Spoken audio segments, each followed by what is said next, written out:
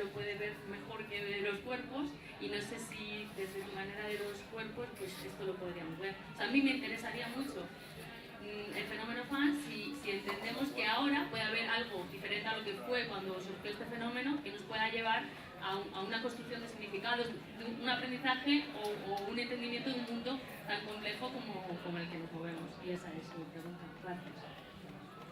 Creo que, bueno, desde luego siempre los medios no son neutrales, ¿no? Los medios siempre son los medios que se utilizan para diferentes objetivos. Siempre cambia, siempre muta, ¿no? La relación, pero se cambia y se muta y construye, por supuesto. La figura del fan, ¿no? No sé si te refieres tanto, por ejemplo, al uso de Twitter o los eventos. Obviamente sustituye también otros elementos, como podrían ser los fanzines, los flyers, que entre otras cosas aparecieron en ciertos fenómenos fandom para dar cierta emergencia o dar voz a ciertas voces, ciertos elementos que para los que los medios actuales eran demasiado lentos o faltos de imaginación, ¿no? Y que a través de las redes sociales pues también se pueden habilitar otro tipo de elementos que también, por supuesto, reformulan esa figura. Por supuesto no son nunca como las cuestiones únicas, ¿no? O ha mutado o ha cambiado absolutamente. También es necesario las historias, casi por así decirlo, o una historia del fan, ¿no? Para también ver esos elementos diversos. Tenemos también a especialistas en el público precisamente sobre estos fenómenos en las redes sociales, precisamente en relación con el fan, ¿no? Y que tal vez por abrirlo sobre todo más a nosotros, podemos abrirlo a las preguntas. Y lo siento, pero es que enseguida nos metemos así en el calor, pero también tenemos que pasar enseguida como a lo siguiente, ¿vale? Entonces, si queréis, vamos viendo también el resto de preguntas, porque por aquí teníais, ¿no?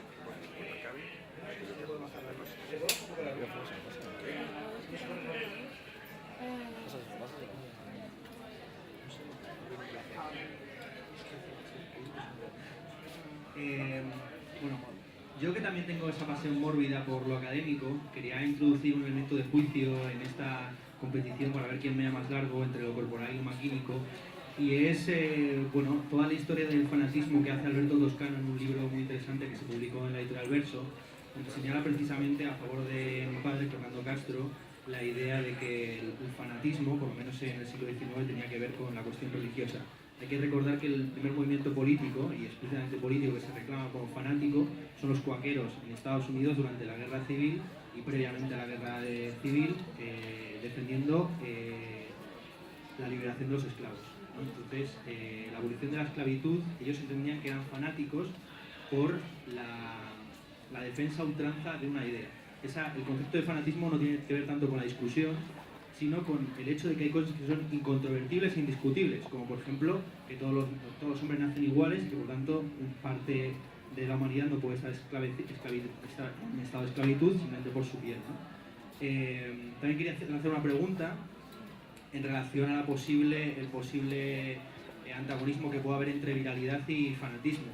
Yo creo que vosotros estáis hablando más bien de un fenómeno de fanatismo de los años 90, los años 2000, antes de la irrupción de todas las redes sociales, donde digamos, la gente ya no se identifica con el fan que conoce y tiene una memoria y tiene una historia, digamos, del objeto al que va siguiendo durante mucho tiempo, sino que más bien es un individuo más dentro de una cadena completamente viral, donde los fenómenos son mucho más cortos y la memoria bastante selectiva y bastante olvidadiza, ¿no? Entonces, ¿en qué medida las redes sociales, más que fomentar el fenómeno del fanatismo, lo que hacen es justamente todo lo contrario, incidir en la viralidad como eliminación de la memoria fan y creación de una superficialidad donde hay una serie de lugares comunes que todos recordamos, pero que ninguno tiene, digamos, alojado en una identidad fanática? Pues como precisamente en la siguiente mesa redonda vamos a tratar precisamente de visiones del fan desde diferentes aspectos y desde diferentes también cronologías, vamos a quedarnos un poco con esta pregunta y la volveré a reformular y para dar paso también un poco a lo siguiente, ¿vale? Simplemente quería agradeceros, por supuesto, a Pedro Alberto y a Fernando. No te digas solo. Yo creo que el tan solo es muy breve. Hay como dos fenómenos. Uno, el devenir académico del mundo fan, que es lo que los libros de Jenkins y la integración académica de la investigación fan está produciendo. Y cuando un fenómeno se academiza o se museifica, ya sabemos en qué neutralización puede caer, que es el fenómeno actual de una lectura, de unas close reading, de unas lecturas atentas, de unos case studies, que es lo que vemos en Jenkins, o su aceleración viral.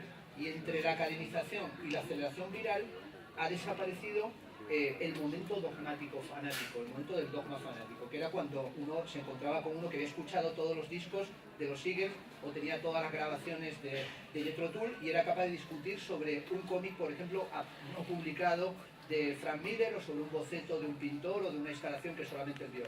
Por tanto, y entre academización y viralización, lo que ha desaparecido es el espacio dogmático religioso devocional donde el fan, efectivamente setentero, se constituyó. Pero yo sí creo que hoy vivimos a golpe de like. Entonces ese vivir a golpe de like es que publicas, ha muerto un familiar y la gente no se da cuenta y pone like. Porque dice, coño, como voy dándole like a todos, tac, tac, tac, le dan like incluso a las cosas malas que habías puesto que no querías que nadie pusiera like. Por tanto, yo creo que no será el signo, tan solo voy a señalar que el repliegue académico y museístico del fenómeno fan puede ser su manierismo y su decadencia, un signo de su decadencia, un signo egipcio. Y tal vez ese momento piramidal, ese momento egipcio, es un momento delicado en el que si tu profesor es un fan, ¿en qué te quedas tú? Cuando mis alumnos me decían, ¿y qué hace usted en el SOS? Ellos vienen aquí y se sienten mal, porque dicen, si mi profesor va al SOS, yo no quiero ir al SOS. Es como cuando te encuentras con tu padre en una discoteca, es un momento muy triste para ti. Por tanto, el que tus profesores sean fan es malo, porque a partir de ahora ser heterodoxo y estar contra la jerarquía cultural no querrá decir que eres fan, sino que los antifan serán hoy los grandes pervertidos de la contemporaneidad. Hoy resistirse al fenómeno fan, estar contra el fenómeno fan, es el comienzo de una actitud política que reclama una corporalidad maquínica frente a la devoción académica o viral que no produce ningún significado. Pues como te decía, gracias, simplemente agradecerlo y de verdad, Pedro Alberto, luego enseguida en la siguiente mesa, la primera pregunta te la reservo también para ti. Creo que también es importante que de hecho cortemos en un punto amplio de debate para que los debates se vayan sucediendo y se vayan solapando unos entre otros.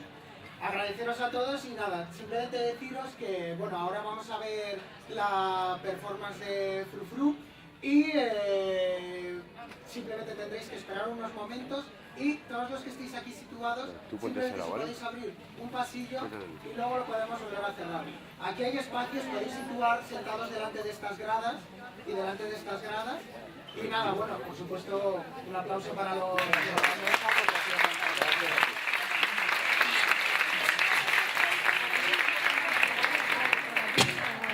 Gracias.